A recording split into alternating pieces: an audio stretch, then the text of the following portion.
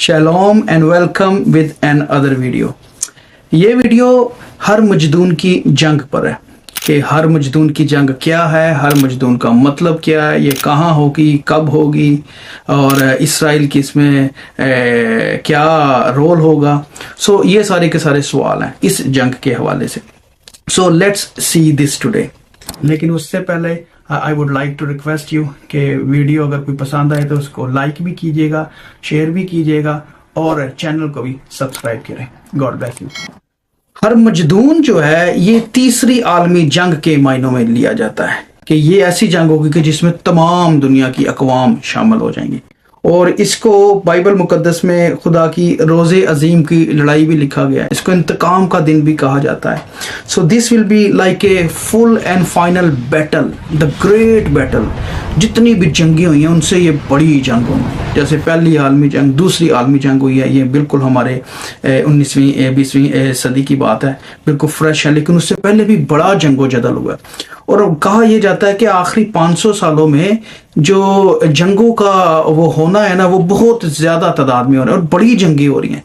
जैसे पहली और दूसरी आलमी जंग पहले दुनिया की तारीख में कभी नहीं हुई। पहले जंगें होती रही हैं, बहुत जंगें हुई है, फर्क अंपायर्स की 2-3 हजार सालों की हिस्ट्री पड़ी हुई है पूरी, लेकिन उनको कभी भी पहली और दूसरी आलमी जंग का नाम नहीं देगा। सो ये इंटेंसिटी जो है इसकी बढ़ती जा रही है। सो इसलिए भी ये मायने खेज बात है कि इस बैटल को, क्योंकि ये एंड टाइम की बैटल है, ये बिल्कुल फाइनल बैटल है और इसके बाद क्या होना है कि खुदा का तख्त जो है ना आसमान से जमीन पर लग जाएगा, इस जमीन पर लग जाएगा।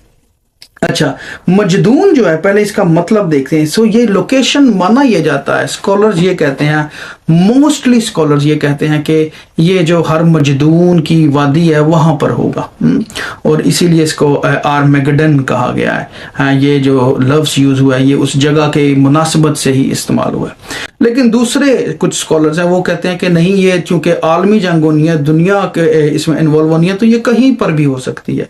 सो ये नहीं है कि ये इस लोकेशन पर ही होगी। सो आई थिंक सो, मेरा ये मानना है या मैं ये सोचता हूँ, मुझे भी पक्का तो नहीं पता, लेकिन लगता ऐसे है कि ये जो है ना आर्मेगेडन जो हर मजदून की जगह है वहां पर ही होगी। और ये जो जगह है ये इसराइल में है, क्योंकि इसराइल इसके अंदर इन्वॉल्व होना है। सो इसलिए ये इसराइल के बारे में है, क्योंकि खुदा ने कहा कि मैं दुनिया की तमाम कौमों को मैं इकट्ठा करूंगा, मैं यरूशलेम को लड़खड़ाहट का प्याला बना दूंगा गैर अक़वाम के लिए और मैं उनको वहां जमा करूंगा। सो इसके बारे में पुराने अहदनामे में जब हम देखते हैं तो और नाम भी इस्तेमाल हुए हैं। नए अहदनामे में जो आर्मेगेडन एक ही दफा इस्तेमाल हुआ है और उसका आर्मेगेडन का जो मतलब है ना, हर मजदून, हर कहते हैं पहाड़ को इब्रानी में, ये इब्रानी का वर्ड ही है। हर मजदून, हर पहाड़ है और उसके साथ साथ मजदून जो है, मगीदो जो है, ये एक्चुअली एक जगह का नाम है और इसका मतलब है प्लेस ऑफ क्राउड्स, जहां पर बहुत सारी कौमों की जगह है जैसे है। सो प्लेस ऑफ क्राउड कि जहां पे बहुत सारे लोग आ सकते हैं और देखने में भी ऐसी है। ये वादी जब देखे ना इसराइल का ये जो हिस्सा है तो मगिदो और ये सारे के सारे, इसको पुराने अहदनामे में यहूसफत की वादी भी लिखा गया है जी। फिर उसके अलावा इसको मजीदो भी लिखा है और यजरियल की वादी भी लिखा है, हदद रिमून भी लिखा है। सो ये पहाड़ों से घिरा हुआ कुछ सिलसिला है, वादी है और जो है ना ये तकरीबन 100 से 180 किलोमीटर का रेडियस है इसका, कह लें। और कोहे किरमल भी है, कोहे जलबुआ भी है इसके पास। नासरत इससे थोड़ा ही दूर है, 10 किलोमीटर के फासले पे है, 18 किलोमीटर सॉरी। और कोहे किरमल जो है हाँ जी, वो पहाड़ जो है वो भी यहाँ से तकरीबन 10 किलोमीटर के फासले पे। सो ये बीच में से एक पूरी की पूरी वादी है। ये मेरे ख्याल से मनस्सी के जो तीनों नाम मिरास उसके अंदर आता था। तो कहा यह जाता है कि ये इतनी जगह, इतनी बड़ी जगह है, प्लेन जगह है, इतना बड़ा प्लेन सरफेस है कि यहाँ पर करोड़ों के हिसाब से फौजी जो है वो अगर आना चाहे तो ये आ सकती हैं। और पुराने अहदनामे में भी यहाँ पर जंगें हुई हैं जी, जदाऊन की और अमालिकियों की जंग हुई थी इधर, ठीक है। उसके अलावा 2 जंगें बड़ी मशहूर हैं, एक तो ये वाली और दूसरी जो है ना बराक था, बर्क और दबोरा की, वो भी यहाँ पे हुई है। 2 यहाँ पे इसराइल की तारीख के बड़े ही मायूस कुन वाक़यात हैं कि जो थे अपना साउल बादशाह और यूसिया बादशाह, उनके कत्ल यहाँ पे हुए। साउल और उनके बच्चों के भी कत्ल यहाँ पे हुए थे। तो हिस्ट्री भी इसके बारे में बताती है कि यहाँ पे बड़े वाक़यात हुए। सो नाउ लेट्स के यीशु मसीह ने जब आना है तो क्या है ये सारे का सारा, ये जो प्रोफेसी हुई है ये क्या है कि मैं उनको मजदून की वादी में इकट्ठा करूंगा। और जब ये हम हवाला पढ़ते हैं ना मुकाशवा का 16 बाब और उसकी 16 आयत से, वहां पर लिखा हुआ है कि फिर मैंने उस अजदहा के मुंह से, उस हैवान के मुंह से और उसके झूठे नबी के मुंह से 3 नापाक रूहों को मेंढकों की सूरत में निकलते देखा। ये शयातीन की निशान दिखाने वाली रूह हैं जो कादर मुतलक के खुदा के रोजे अजीम की लड़ाई के वास्ते जमा के लिए सारी दुनिया के बादशाहों के पास निकलकर जाती हैं। और फिर आखिरी आयत में लिखा है 16वीं में, और उन्होंने उनको उस जगह जमा किया जिसका नाम इब्रानी में हर मजदून है। सो अब ये देखें कि ये जो हैवान है, अजदहा है और हैवान है और झूठा नबी, ये जो नापाक तसलीस काम कर रही है आखिरी वक्त में, एंड टाइम पे, ये वही है जो एंटी क्राइस्ट है, ये वही है जिसको मुखालिफ मसीह कहा गया है, ये वही है जिसको हलाकत का फर्जंद कहा गया है। सो वो जो है इस काम में भी इस्तेमाल हो रहा है और 3 नापाक रूहें जो है वो निकल रही हैं और वो दुनिया के तमाम बादशाहों को जमा कर रही हैं इस जगह पर, ठीक है, और जमा कर रही हैं और ताकि वो हलाक किए जाए, क्योंकि ये छठा प्याला है जो उंडेला जा रहा है। मुकाशवा का जब हम सीक्वेंस देखें तो ये 7 प्यालों में से छठा प्याला उंडेला जा रहा है, तो फिर ये वाला काम होना है और यीशु मसीह ने इस जंग में खुद लड़ना है, कह लें। सो ये इंसानी फौजों के दरमियान और हेवनली उनके दरमियान ये जंग होनी है और खुदावन ने इस पर फतहमंद होकर निकलना है। और ये माना जाता है कि सीक्वेंस के हिसाब से मुखालिफ मसीह है अभी मौजूद है और मोस्ट प्रोबेबली इस टाइम पर चर्च का रैप्चर जो है वो हो चुका होगा, मोस्ट प्रोबेबली, क्योंकि इस पे भी 2-3 आरा पाई जाती हैं। बास पोस्ट ट्रिबुलेशन मानते हैं, बास मिड ट्रिबुलेशन, बास प्री ट्रिबुलेशन मानते हैं। So most probably I think so इस टाइम पे ये रैप्चर हो चुका होगा और खुदावन यहाँ पे दुनिया को गजब एक जो है ना निशाना बना रहे हैं और तब ये सब कौमें इकट्ठी की जाएंगी। क्योंकि इसके लिए जो पेशन गोइयां आप देखें, सबसे पहले तो जकरिया में लिखा हुआ है, जकरिया 14 में लिखा है कि मैं सब कौमों को फराहम करूंगा कि यरूशलेम से जंग करें और शहर ले लिया जाएगा और घर लूटे जाएंगे और औरतें बेहुरमत की जाएंगी, ठीक है। फिर लिखा है और उस रोज वो कोई जैतून पर जो यरूशलेम के मशरिक में वाक़या खड़ा होगा और कोई जैतून बीच से फट जाएगा और उसके मशरिक से मगरिब तक एक बड़ी वादी हो जाएगी। और फिर उससे पहले एक हवाला जो बड़ा ही जरूरी है वो ये है कि ज़करिया में, हाँ इसी में 12वें चैप्टर में है कि खुदावंद कहते हैं कि ये होगा कैसे। लिखा है कि देखो मैं यरूशलेम को इर्द गिर्द के सब लोगों के लिए लड़खड़ाहट का प्याला बनाऊंगा और यरूशलेम के मुहासरा के वक्त यहूदा का भी यही हाल होगा।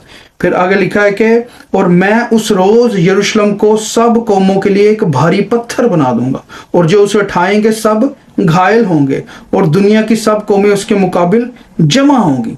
सो खुदावन जो है ना वो उनको प्लान करके अपने प्लान के मुताबिक कौमों को उस जगह पे जमा कर एक ही जगह आ जाओ सारे। और लिखा है उस रोज खुदावन यरूशलेम के बाशिंदों की हमायत करेगा और उनमें का सबसे कमजोर उस रोज दाऊद की मानिद होगा और दाऊद का घराना खुदा की मानिद यानी खुदावन के फरिश्ता की मानिद जो उनके आगे आगे चलता हो, ठीक है जी। सो ये प्रोफेसी है जो हुई है ज़करिया की निस्बत भी, यसाया की निस्बत भी, इवन योएल की निस्बत भी। योएल का भी हवाला जो है ना बड़ा क्लियर है, वो भी एक दफा देख लें। उधर जो है उधर लिखा हुआ है कि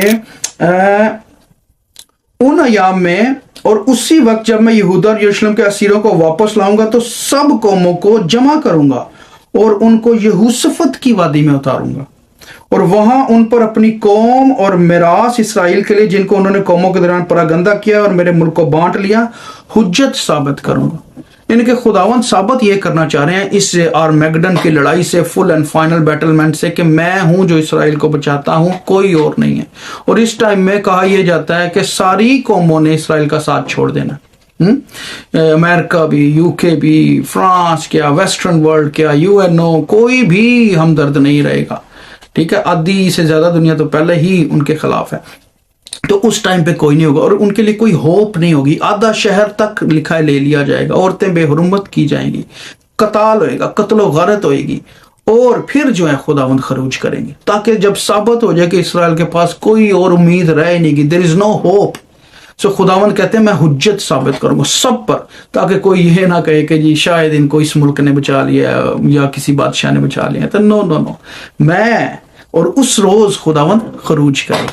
सो ये है जी फुल एंड फाइनल बैटलमेंट। और इसको जब आप मुकाशवा 19 के तनाजुर में देखते हैं ना, देखें फिर पता चलता है वहां पे एक सफेद घोड़े पे शख्स आ रहा है, हाँ, और वो खुदावंद यीशु मसीह है।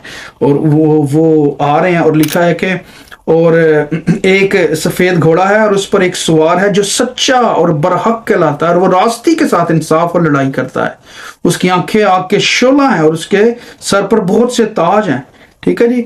और फिर लिखा है और आसमान की फौजें सफेद घोड़ों पर सवार और सफेद साफ महीन कतानी कपड़े पहने उसके पीछे पीछे हैं, और कौमों के मारने के लिए उसके मुंह से एक तेज तलवार निकलती है। ठीक है, ये खुदावंद का सारा बयान है। वहां पे और भी है पर मैं वीडियो लंबी हो जाएगी। सो ये खुदावंद यहाँ पे आ रहे हैं और देखिए हो क्या रहा है। इसी चैप्टर के आगे लिखा है कि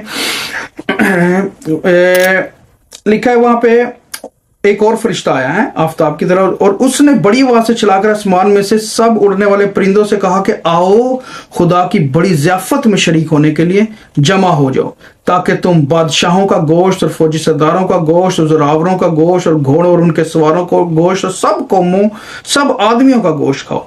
सो ये इतने बड़े पैमाने पे क्या कहना चाहिए कत्ल होगा, खुदा ने मारना है, और अजीबो गरीब तरीके से काम होने हैं।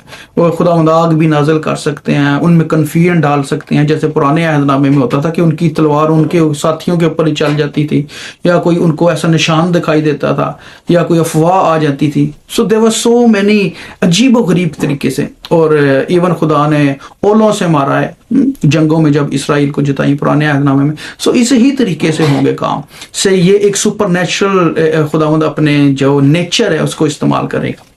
ठीक है जी।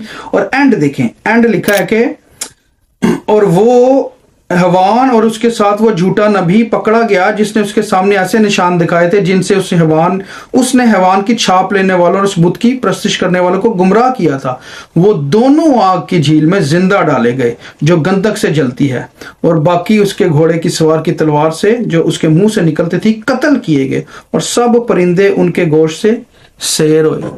सो ये होना है काम। This is a battle of Armageddon कि खुदावंद यीशु मसीह ने खुद आना है सफेद घोड़े पे और दुनिया की कौमों से मुकाबला करना, सबको हलाक कर देना। आमीन। और फिर उसके बाद 1000 साल बादशाही का दौर होगा, और कलीसिया खुदावंद के साथ है। कलीसिया ने खुदावंद के साथ फिर यरूशलेम से ही हुकूमत करनी है। आमीन। सो इसराइल में बड़ा कुछ होना भी बाकी है, खुसूसन आखिरी वक्त के वाले से। अच्छा, और ये जो मैं बातें कर रहा हूँ ये सारी की सारी फ्यूचरिस्टिक व्यू है। बाज लोग मानते हैं कि ये सारी बातें पूरी हो चुकी हैं, हाँ, बाज इसको सिंबॉलिक मीनिंग्स में भी देखते हैं। सो इसकी 2-3 तरीके से इंटरप्रिटेशन की जाती है मुकाशवा की किताब की, बट आई बिलीव कि ये फ्यूचरिस्टिक व्यू के तनाजुर में ही होगी, हाँ, कि ये फ्यूचर में सारी बातें होनी है। आमीन। God bless.